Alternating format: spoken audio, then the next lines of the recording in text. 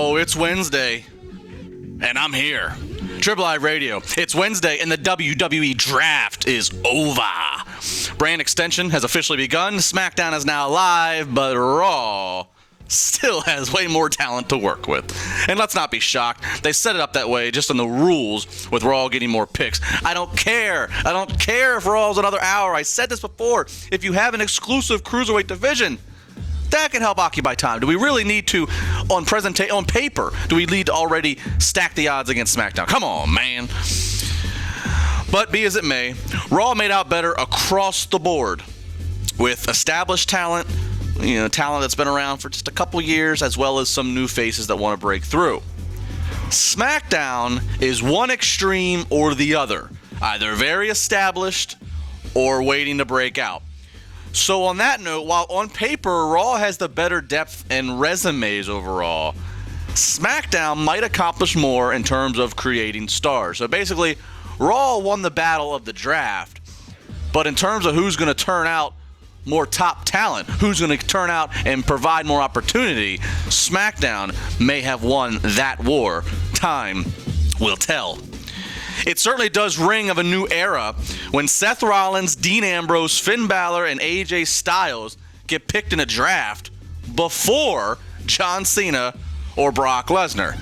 Now, I tweeted yesterday, Brock Lesnar, the plan for many weeks, as I learned, is that Brock Lesnar probably would have been, that was aiming to be the number one overall draft pick, but then with some of this controversy going on with the USADA drug testing, it seemed to bump him down, and they went with the focus of the guys who are jostling back and forth for the WWE title.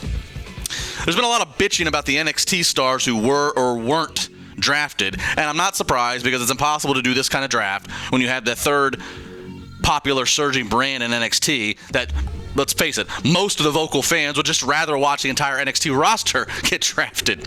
Look, yes, Nakamura and Bayley are better performers and more popular than Mojo Rawley or Alexa Bliss. Both Rawley and Bliss being drafted shocked me. However, I'm not surprised talents like Joe or Nakamura or even Bayley didn't get drafted, as, look, you got to keep some star power in NXT. And then when I say this, I get the feedback of, well, it's only NXT. Raw and SmackDown are more important. Wait a minute. 1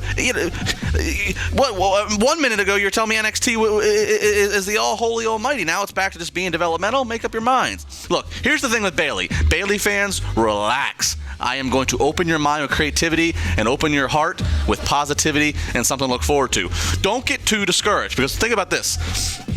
With Bayley, it's not out of the realm to think that since Sasha still needs a mystery partner Sunday, that Bayley makes her debut in that fashion. Think about it. Sasha says, my mystery partner, she's not from Raw, she's not from SmackDown, she's from NXT. More of an impact and standout, and then after that, you can have the brands fight over her, or Daniel Bryan makes a behind closed door deal, whatever. I mean, remember, it's all WWE. They can do whatever they want. Everybody's taking the draft so seriously, like there's these, like you can't break any rules. It's pro wrestling. They can do whatever they want. And think about what it does for Bayley.